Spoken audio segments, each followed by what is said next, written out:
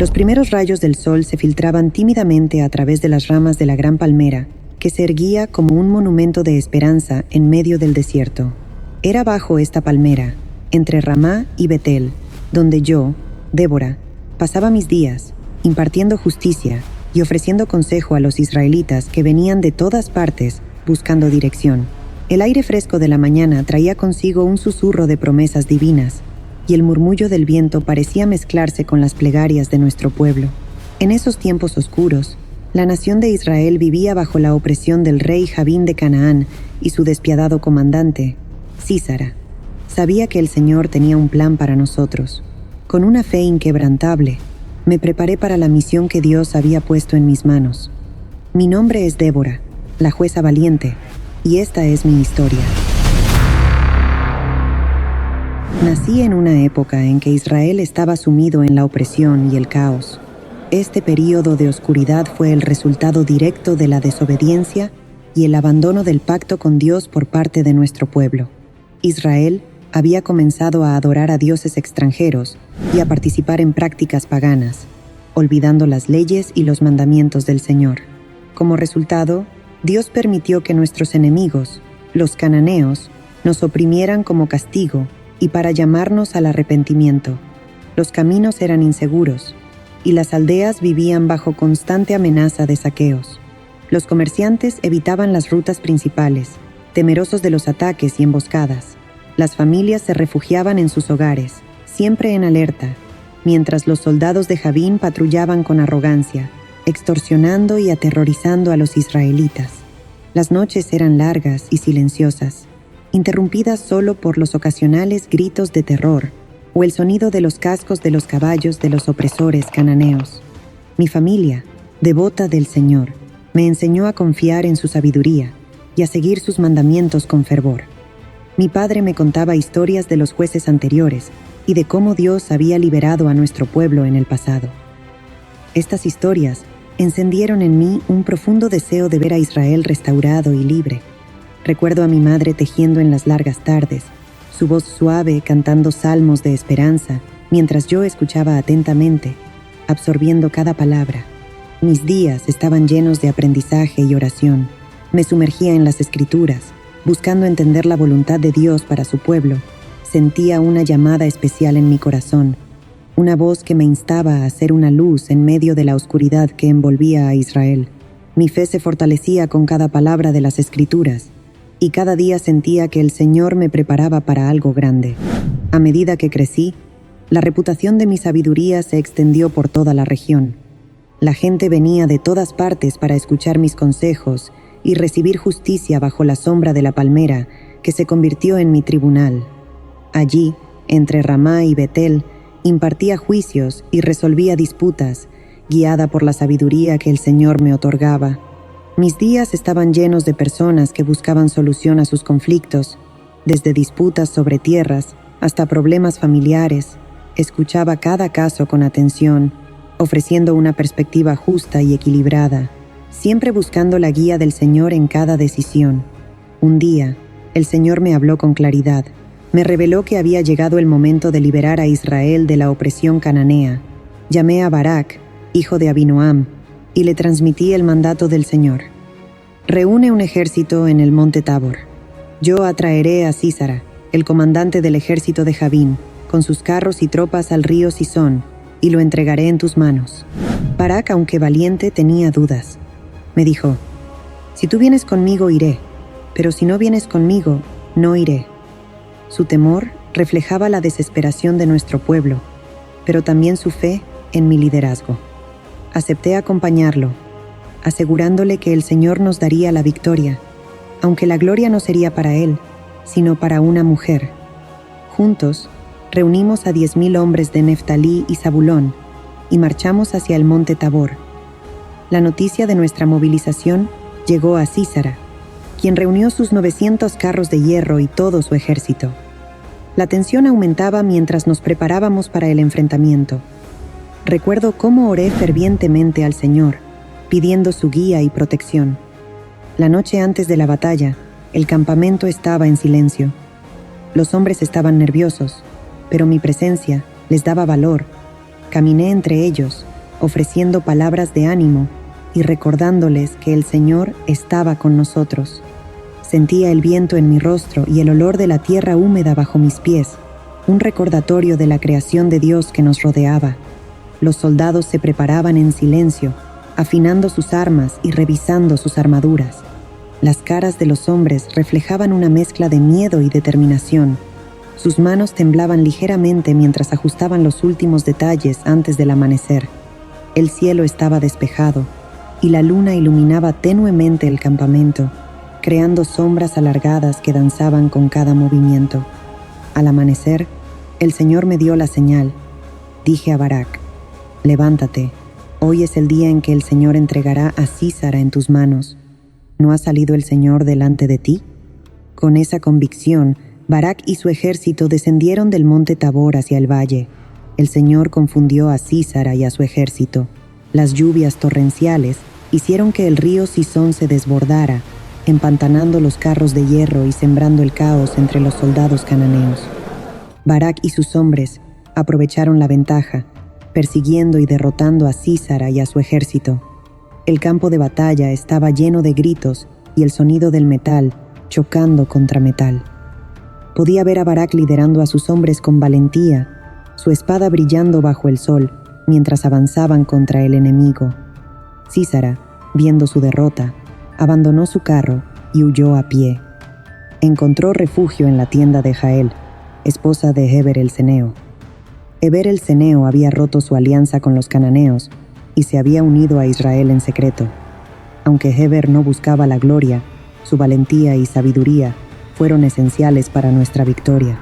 Su conocimiento del terreno y su posicionamiento estratégico ayudaron a preparar el terreno para la caída de Sísara.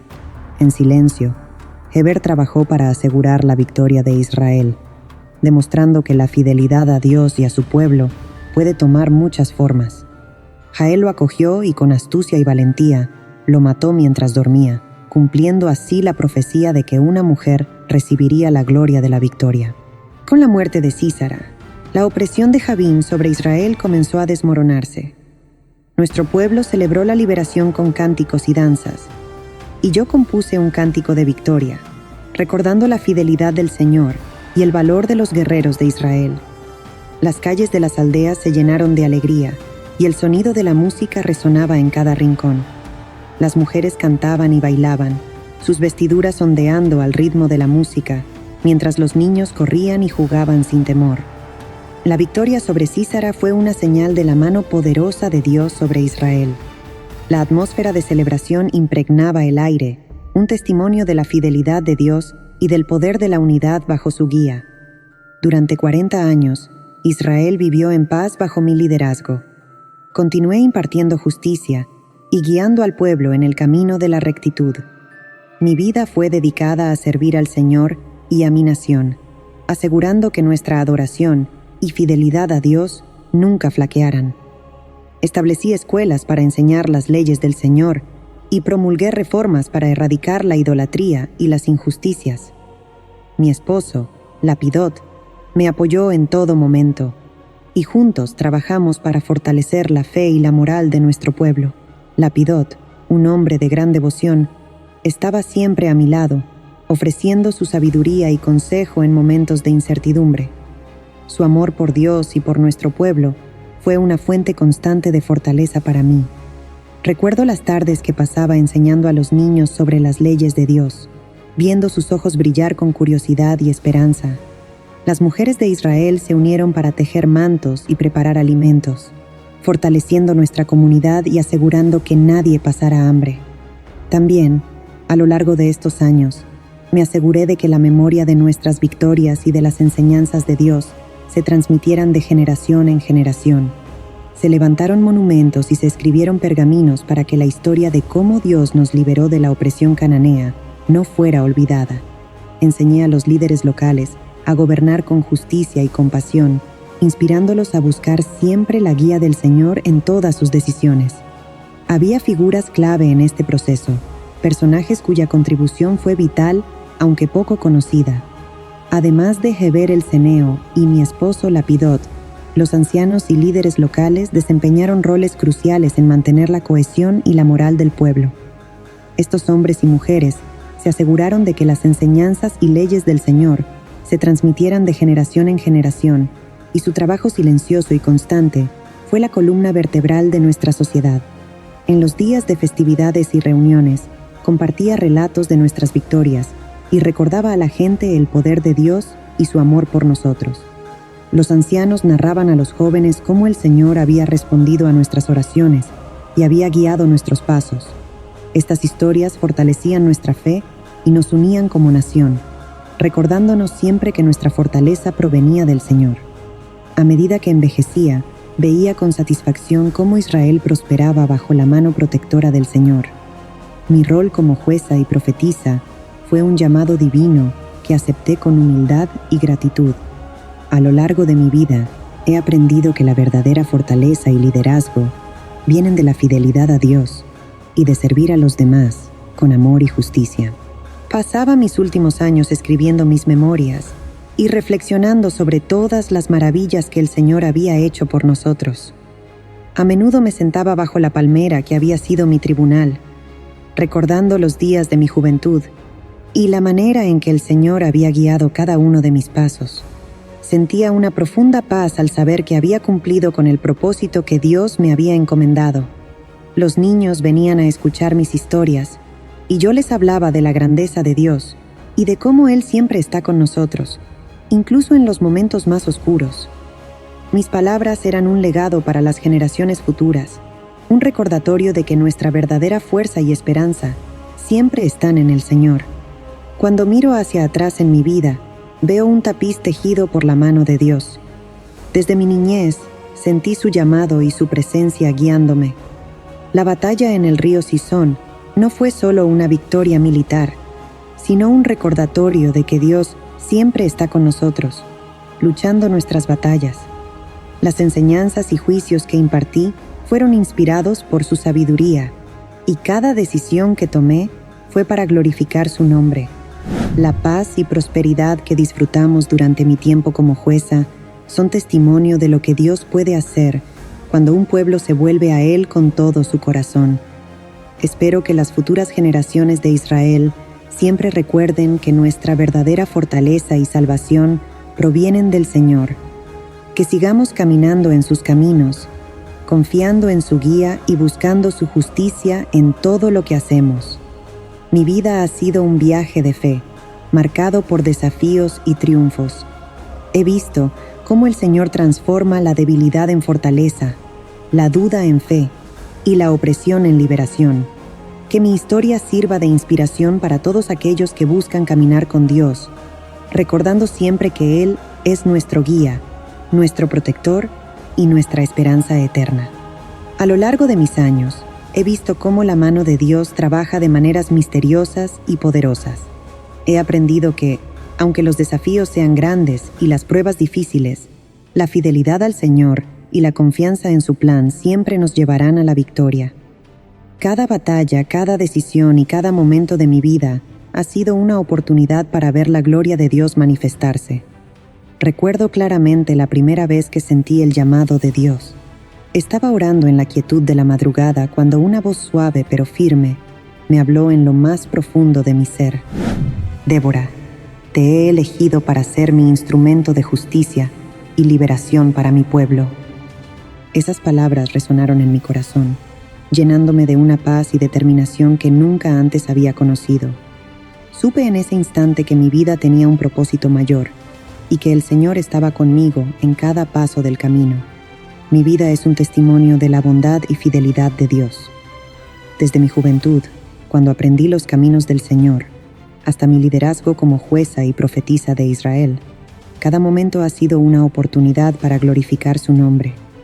La victoria sobre Sísara fue solo uno de los muchos milagros que Dios obró a través de mí, y cada día doy gracias por haber sido parte de su plan divino. En mis últimos días, mientras el sol se ponía sobre el horizonte, solía reflexionar sobre las innumerables bendiciones que el Señor nos había otorgado, los rostros de los niños, las sonrisas de las mujeres y la paz en los corazones de los hombres eran pruebas vivientes de la gracia de Dios. Cada vez que alguien me preguntaba cómo logramos tal paz y prosperidad, respondía con humildad: todo es por la mano del Señor, quien nunca nos abandona. Que mi vida y mis palabras sigan siendo un faro de esperanza y fe para todos los que buscan la verdad y la justicia. Que cada generación que venga después de mí recuerde siempre que, con Dios, todas las cosas son posibles, y que en medio de la oscuridad siempre habrá una luz que nos guíe hacia la victoria. Así culmina la extraordinaria historia de Débora, una líder valiente y fiel cuya sabiduría y coraje trajeron libertad y paz a Israel. Un relato lleno de determinación, fe y la guía constante del Señor en cada momento. Les agradecemos por acompañarnos en este viaje a través de las Escrituras. Si esta narración les ha inspirado y fortalecido su fe, les invitamos a dar un me gusta a este video. Su apoyo es crucial y nos alienta a continuar produciendo contenido que edifique y enriquezca. No olviden suscribirse al canal y activar la campana para estar al tanto de nuestras próximas historias sagradas, llenas de valiosas enseñanzas y esperanza, que deseamos sean de gran bendición para ustedes y sus seres queridos. Hasta la próxima. Bendiciones. Y ahí estaba yo, avanzando hacia el trono del rey Asuero, mi corazón latiendo con una mezcla de miedo y determinación. La ley persa dictaba que nadie, ni siquiera la reina, podía presentarse ante el rey sin ser convocado, bajo pena de muerte, a menos que él extendiera su cetro de oro como señal de gracia. En ese instante de suprema tensión, no solo estaba en juego mi vida, sino el destino de todo mi pueblo judío, amenazado por un cruel decreto de exterminio orquestado por Amán, el asesor del rey. Con cada paso que daba hacia Asuero, sabía que estaba desafiando no solo la ley, sino el posible fin de mi gente. Sin embargo, en lugar de exponer directamente mi petición, opté por invitar tanto al rey como a Hamán a un banquete, el cual sería el escenario de un plan más elaborado para desenmascarar la vileza de Amán y revelar mi verdadera identidad. Este momento no solo ponía a prueba mi valentía, sino mi astucia y fe en que podría cambiar el curso de nuestro destino. Pero déjenme contarles desde el principio. Mi nombre es Esther, la reina judía de Persia, y esta es mi historia. En el vasto y opulento imperio persa, bajo el reinado de Asuero, conocido en otros registros como Jerjes I, se desplegaba una historia de poder, intriga y revelaciones divinas. Asuero, monarca de un imperio que tenía 127 provincias y que se extendía desde la India hasta Etiopía, era un rey de gran poder y ambición, conocido tanto por su magnificencia como por su imprevisibilidad. En el tercer año de su reinado, decidió mostrar la gloria y la riqueza de su majestuoso reino, organizando un fastuoso banquete que duró 180 días, seguido de una fiesta para todos los habitantes de la fortaleza de Susa, que duró 7 días más, en los jardines del Palacio Real. Fue durante este último banquete, en un momento de júbilo y exceso, cuando Asuero, embriagado por el vino y el ambiente festivo, mandó llamar a su esposa, la reina Vasti, para mostrar su belleza a los nobles y pueblos presentes, queriendo exhibirla como la joya más preciada de su corona. Sin embargo, Vasti se negó a obedecer la orden del rey, un acto de desafío que resonó a través de los muros del palacio y más allá. Su negativa no solo fue vista como una afrenta personal al rey, sino también como un peligroso precedente que podría inspirar a otras mujeres a desobedecer a sus maridos. La reacción de Asuero fue rápida y severa, asesorado por sus consejeros, quienes temían las repercusiones de la desobediencia de Vasti en el orden social. Decidieron que Vasti debía ser destituida de su posición como reina y que se buscara a otra mujer, más digna, para ocupar su lugar. Este incidente no solo marcó el fin del reinado de Vasti, sino que también sentó las bases para una nueva etapa en la historia persa, una que llevaría a mi ascenso al trono. Después de la destitución de la reina Vasti por desobedecer al rey, se desencadenó una búsqueda en todo el imperio persa para encontrar a una nueva reina.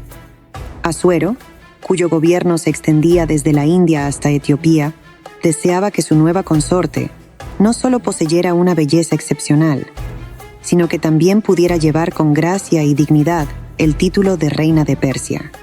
En este contexto, se emitió un edicto real ordenando que se buscaran por todo el imperio a jóvenes vírgenes de excepcional belleza para ser traídas a Susa, la capital, y sometidas a un extenso régimen de belleza y preparación antes de ser presentadas ante el rey.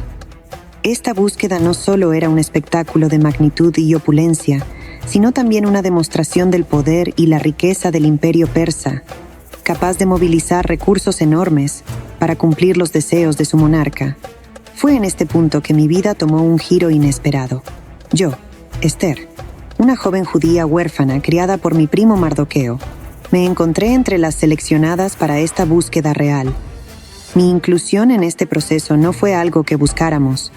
Más bien, fue el resultado de las circunstancias y el cumplimiento de los mandatos imperiales que requerían la participación de todas las jóvenes elegibles del reino. Mardoqueo me aconsejó que no revelara mi origen judío, consciente de las complejidades y posibles prejuicios que podrían surgir dentro de la corte persa. El proceso de selección fue largo y meticuloso. Junto con muchas otras jóvenes, fui llevada al harén real y sometida a 12 meses de tratamientos de belleza, según las costumbres persas de la época. Este período incluía 6 meses con aceite de mirra y 6 meses con perfumes y cosméticos. Durante este tiempo, cada una de nosotras era preparada no solo físicamente, sino también en las artes de la etiqueta y la gracia cortesana, todo destinado a impresionar al rey. Cuando finalmente llegó mi turno para ser presentada ante Asuero, algo en él fue tocado por mi presencia. No solo mi belleza, sino mi carácter y la forma en que me conduje ante él resonaron de una manera que ninguna otra candidata había logrado. Contra todas las expectativas, fui elegida para ser la nueva reina de Persia, ascendiendo de una simple joven judía a una posición de influencia y poder dentro del corazón del imperio. Esta elección no solo cambió mi vida para siempre, sino que también colocó el destino de mi pueblo en mis manos, aunque en ese momento aún no sabía cuán crucial sería mi papel en la salvación de los judíos del imperio persa. Tras mi coronación como reina de Persia, Mardoqueo, mi primo y figura paterna, fue designado como oficial en el palacio. Este nombramiento no solo le permitió estar cerca de mí y asegurarse de mi bienestar, sino que también le brindó la oportunidad de servir al reino de una manera más directa y significativa. Mardoqueo era un hombre de profundos principios y lealtad, tanto a su fe judía como al rey Asuero, y esta dualidad de lealtades pronto sería puesta a prueba de una manera que nadie podría haber anticipado. Mientras servía en el palacio, Mardoqueo descubrió una conspiración contra el rey. 2 de los eunucos reales, Bigtán y Teres, guardias de la puerta, habían tramado asesinar a Asuero. La lealtad de Mardoqueo hacia el rey y el imperio se manifestó de manera decisiva en este momento crítico. En lugar de permanecer callado o ignorar lo que había descubierto, actuó con integridad y coraje al informar de la conspiración. A través de mí, se aseguró de que la información llegara a oídos del rey, revelando el complot y salvando así la vida de Asuero. La acción de Mardoqueo fue investigada, y una vez confirmada la veracidad de su denuncia, los conspiradores fueron atravesados con un poste afilado. Este acto de lealtad fue registrado en los anales del reino, en el libro de Crónicas del Rey. Tiempo después, el rey ascendió a Amán, hijo de Amedata el Agageo. Lo puso por encima de todos los demás nobles y lo convirtió en el funcionario más poderoso del imperio. Todos los funcionarios del rey se inclinaban ante Amán en señal de respeto cada vez que él pasaba porque el rey lo había ordenado. Pero Mardoqueo se negó a inclinarse ante él o a rendirle homenaje. Su negativa no era un acto de rebeldía vacío, sino una firme posición dictada por su fe y su integridad. Mardoqueo no podía someterse a nadie de la manera que Amán exigía, excepto a Dios. La ira de Amán ante la resistencia de Mardoqueo no conocía límites. Sin embargo, su rencor no se detuvo en mi primo. Se extendió a todos los judíos del imperio. Amán no solo buscaba vengarse de Mardoqueo, sino erradicar a todo nuestro pueblo. Amán se presentó ante el rey Asuero, manipulándolo con astucia. Presentó a los judíos como un pueblo disperso y diferente, cuyas leyes eran contrarias a las del rey, argumentando que permitirles vivir era perjudicial para el reino.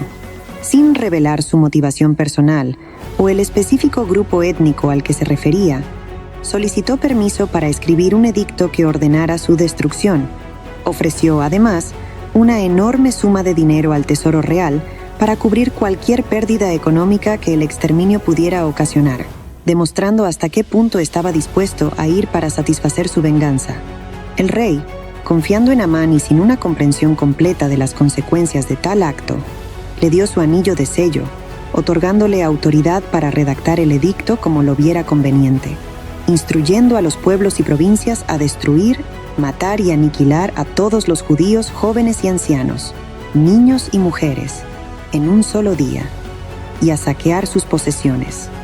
La noticia de este edicto causó gran consternación y luto entre los judíos, quienes se vieron de repente enfrentados a una extinción inminente, sin motivo ni justificación, aparte de la envidia y el rencor de un solo hombre. Cuando la noticia del edicto real alcanzó a Mardoqueo y a los judíos en Susa, y por todo el imperio, el luto se extendió como una sombra oscura. Mardoqueo, vestido con saco y ceniza según nuestra costumbre, en señal de duelo y protesta, se unió a la voz colectiva de lamento que resonaba entre nuestro pueblo. Yo, desde la relativa aislación del palacio, aún no comprendía la magnitud de lo que había ocurrido, hasta que me informaron de la conducta inusual de Mardoqueo en la plaza del palacio.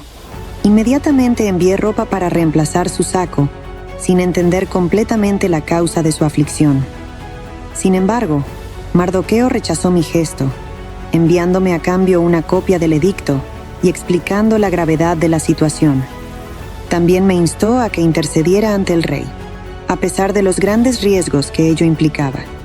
La ley era clara: nadie, ni siquiera la reina, podía presentarse ante el rey sin ser llamado, bajo pena de muerte, a menos que él extendiera su cetro dorado como señal de clemencia. La petición de Mardoqueo me colocó ante una encrucijada que definiría no solo mi destino, sino el de mi pueblo. Me encontraba en una posición de influencia, pero también en una de gran vulnerabilidad. Mi corazón se debatía entre el miedo y la determinación. La idea de acercarme al rey sin ser convocada era aterradora. Sin embargo, la posible aniquilación de mi pueblo pesaba aún más en mi alma. La gravedad de su mensaje no podía ser ignorada. Mardoqueo me instó a actuar, diciéndome que no pensara que por estar en el palacio del rey, yo escaparía de la suerte de todos los judíos. Su advertencia fue clara: si guardaba silencio en este momento, el alivio y la liberación para los judíos surgirían de otra parte, pero yo y la casa de mi padre pereceríamos. Y luego, sus palabras resonaron con una fuerza que caló en lo más profundo de mi ser. ¿Y quién sabe si para un tiempo como este has llegado a la posición real? Tras recibir el urgente mensaje de Mardoqueo, sentí el peso del destino sobre mis hombros. El miedo y la determinación se entrelazaban en mi corazón. Sabía que el momento de actuar había llegado, a pesar del peligro que esto conllevaba. Con una profunda respiración, reuní mi coraje y redacté mi respuesta, un mensaje que sellaría mi compromiso no solo con mi primo, sino con todo mi pueblo. Le escribí a Mardoqueo diciendo: «Ve y reúne a todos los judíos que están en Susa y hagan ayuno por mí. No coman ni beban durante 3 días, ni de noche ni de día. Mis doncellas y yo haremos lo mismo». Sentí que era esencial ayunar y orar juntos, buscando la fuerza y la guía divina para enfrentar lo que venía. Este tiempo de ayuno sería nuestra preparación espiritual, un acto de fe colectiva en el poder del Señor que nos guía. Luego, con una mezcla de temor y firmeza, añadí: «Entonces, aunque es contra la ley, entraré a ver al rey. Si tengo que morir, moriré». Al escribir estas palabras, mi mano temblaba, pero mi resolución era firme. Era consciente del peligro mortal de presentarme ante el rey sin ser convocada, pero la posible aniquilación de mi gente me impulsaba a tomar este riesgo. Si ese acto de desafío significaba mi fin, estaba dispuesta a aceptarlo, con la esperanza de que mi sacrificio pudiera de alguna manera salvar a mi pueblo. Mardoqueo, al recibir mi respuesta, actuó con prontitud y seriedad. Se puso en marcha e hizo todo tal como le había ordenado. Su rápida obediencia y su fe inquebrantable en nuestra causa me dieron aún más valor. Sabía que no estaba sola en esta lucha. Mardoqueo y todos los judíos de Susa estaban conmigo, unidos en oración y propósito. Tras 3 días de ayuno y oración, tanto por parte de mi pueblo en Susa como por mí y mis doncellas, llegó el momento de actuar. Con el amanecer del tercer día, me vestí con mis mejores ropas reales, aquellas que simbolizaban no solo mi posición como reina, sino también la gravedad del asunto que estaba a punto de enfrentar. Mi corazón latía con fuerza, cada latido un recordatorio de lo que estaba en juego. A pesar del miedo que amenazaba con consumirme, una sensación de paz me invadía, fruto de la certeza de que no estaba sola en esto. Mi pueblo ayunaba y oraba, y Dios estaba conmigo. Caminé hacia el patio interior del Palacio Real, frente a la sala del trono donde el rey Asuero se sentaba. Atravesar ese umbral sin ser invitada era desafiar la ley, un acto que podría costarme la vida. Sin embargo, mi determinación era más fuerte que mi miedo. Me sostuve en la fe y en la esperanza de que mi acción podría cambiar el destino de mi pueblo. Al verme, el rey extendió su cetro de oro hacia mí, señal de que me concedía su favor y mi vida sería perdonada. Mi corazón, que había estado en un puño hasta ese momento, se alivió ligeramente, aunque sabía que aún enfrentaba un desafío mayor. Me acerqué al trono y él me preguntó qué deseaba, prometiéndome hasta la mitad de su reino. Su oferta era generosa, un signo de su favor hacia mí, pero mi petición era mucho más personal y peligrosa de lo que podía expresar en ese momento. Con toda la gracia y sabiduría que pude reunir, le pedí al rey y a Amán, su visir, que vinieran a un banquete que había preparado para ellos ese mismo día. Era un paso audaz, invitándolos a compartir una mesa conmigo, y uno que esperaba abriera el camino para revelar mi verdadera petición. Durante el banquete, observé a Amán y al rey, buscando el momento adecuado para hablar. Sin embargo, decidí que necesitaba más tiempo para preparar el terreno para mi solicitud final. Así que cuando el rey me preguntó nuevamente qué deseaba, extendiendo su oferta hasta la mitad de su reino, invité a ambos a otro banquete al día siguiente. Era una táctica arriesgada postergar mi petición, pero sentí que era necesario para asegurar el éxito de mi plan. Al salir del banquete al que había invitado exclusivamente al rey y a Amán, sentí una mezcla de anticipación y nerviosismo por lo que estaba por venir. Sin embargo, mi mente estaba lejos de imaginar lo que Amán experimentaba en ese mismo momento. Amán salió del banquete lleno de alegría y orgullo por el honor que yo, Esther, le había conferido al invitarlo no solo una vez, sino 2 veces a banquetes exclusivos con el rey. Pero al salir del palacio, se encontró con una visión que oscureció su felicidad. Mardoqueo. Al ver a Mardoqueo en la puerta del palacio, sin levantarse ni mostrar reverencia ante su presencia, la ira de Amán se encendió como nunca antes. Aunque se contuvo y no actuó en ese momento, su corazón ya albergaba planes oscuros. Al llegar a su casa, Amán no tardó en reunir a sus amigos y a Ceres, su esposa, buscando en ellos no solo un oído atento, sino también consejo y validación. Les habló de su gran riqueza, de sus muchos hijos, de cómo el rey lo había ascendido por encima de todos los nobles y funcionarios. Y luego, con una voz donde se mezclaba el orgullo y la frustración, mencionó el honor que yo le había dado al invitarlo a los banquetes, solo para concluir que todo esto no significaba nada mientras Mardoqueo siguiera desafiándolo desde la entrada del palacio. La respuesta de Ceres y sus amigos fue tan malévola como rápida. Le sugirieron construir una horca de 23 metros de altura y pedirle al rey por la mañana que Mardoqueo fuera colgado en ella al día siguiente. Esta idea, lejos de horrorizar a Amán, le agradó y ordenó de inmediato que se preparara la horca. En esa noche, algo extraordinario sucedió, algo que marcó el comienzo de un giro divino en nuestra historia. El rey Asuero no podía dormir. En su insomnio, decidió que le leyeran los registros del reino, tal vez buscando algo en las crónicas que apaciguara su mente. Fue entonces cuando se encontró con el relato de cómo Mardoqueo había descubierto y denunciado un complot para asesinar al rey. Sorprendentemente, se dio cuenta de que nada se había hecho para recompensar a Mardoqueo por su lealtad y su acto heroico. Preguntándose cómo corregir este descuido, el rey inquirió quién estaba en el palacio a esas horas de la noche, y justo en ese momento, Amán entró al patio exterior del palacio del rey.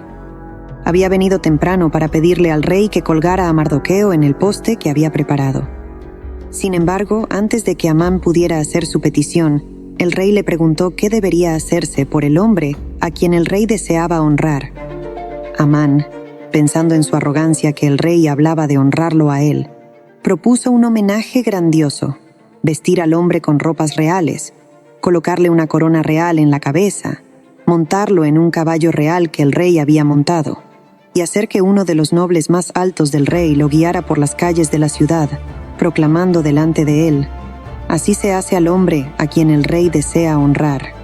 Imagina mi sorpresa, y me atrevo a decir, la devastación de Amán cuando el rey ordenó que hiciera exactamente eso por Mardoqueo, el judío que se negaba a inclinarse ante él.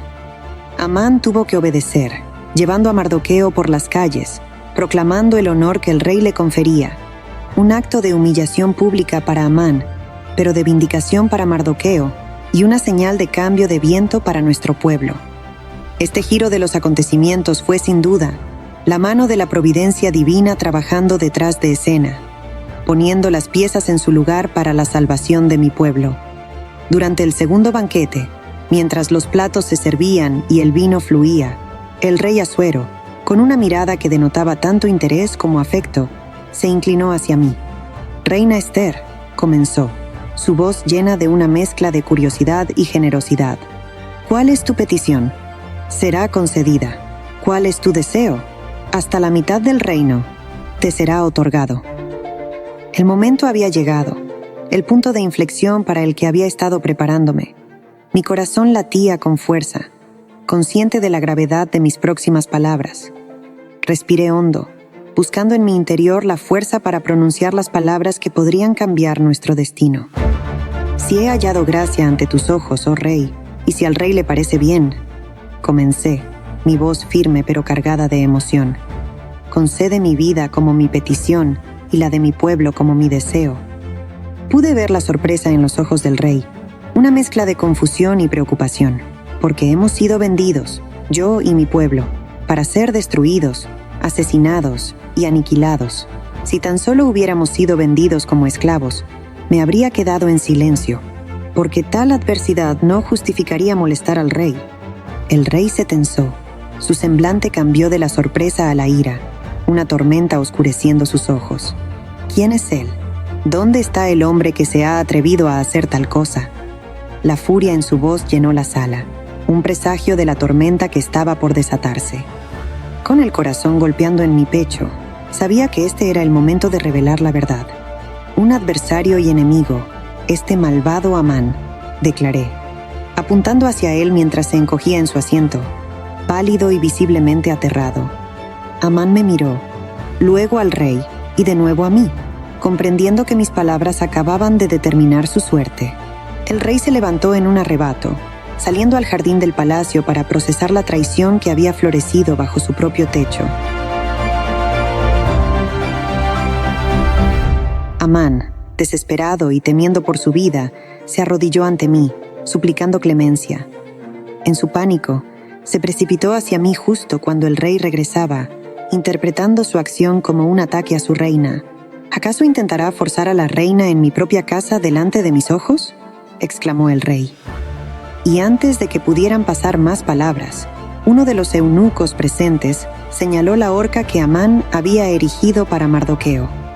Sin una segunda orden, el rey decretó que Amán fuera colgado en ella. Así, en un giro del destino, el mal que Amán había planeado para otros se volvió contra él, y la justicia fue servida en la misma horca que había preparado para la destrucción de un inocente. Este momento, lleno de tensión y revelación, no solo salvó mi vida y la de mi pueblo, sino que también demostró el poder de la verdad y la justicia sobre la maldad y la traición.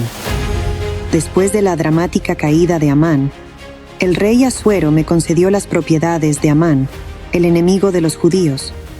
Mardoqueo fue llamado ante el rey, ya que había revelado mi relación con él. En un gesto de confianza y reconocimiento, el rey quitó su anillo, el mismo que había retirado de Amán, y se lo dio a Mardoqueo. Yo, a su vez, puse a Mardoqueo a cargo de la casa de Amán. Aunque habíamos logrado una gran victoria, el edicto original de Amán, que ordenaba la destrucción de los judíos en todo el imperio, aún estaba en vigor. La ley persa dictaba que un edicto sellado con el anillo del rey no podía ser revocado. Por lo tanto, me presenté de nuevo ante el rey, cayendo a sus pies y llorando, suplicándole que detuviera la malvada trama de Amán contra los judíos.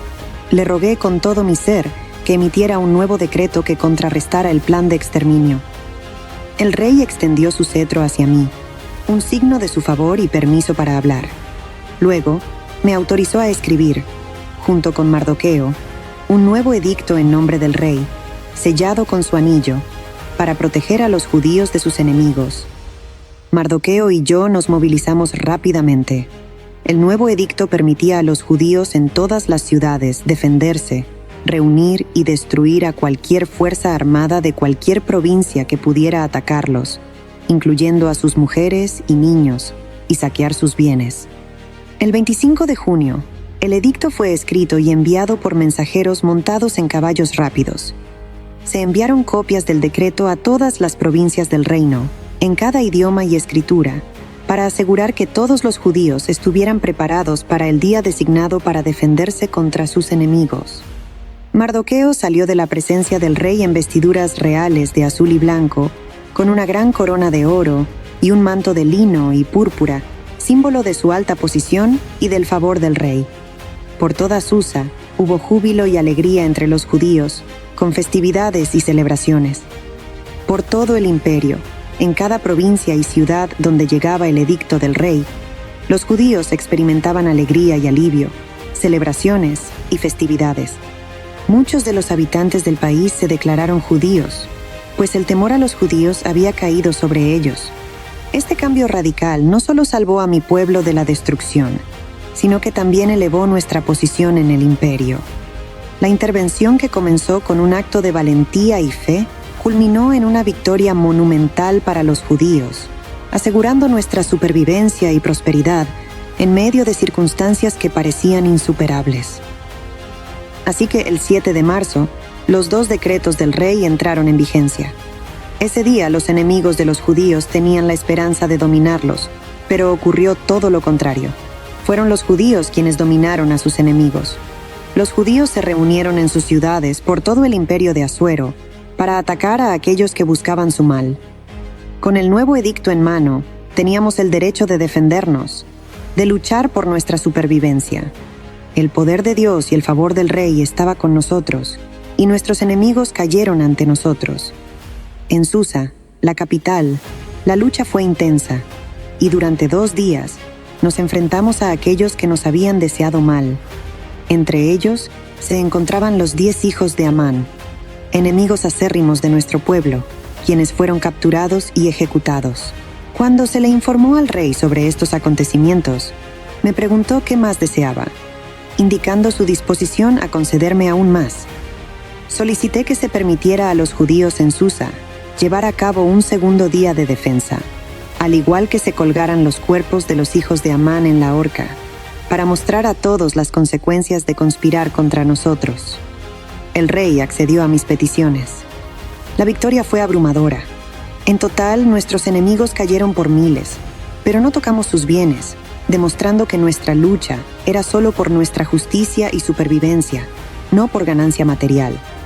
Después de la batalla, el 9 de marzo, mientras Susa descansaba y celebraba un día adicional, los judíos en el resto del imperio celebraron con gran alegría, festividades y banquetes, un día de alivio y felicidad después de tanto temor.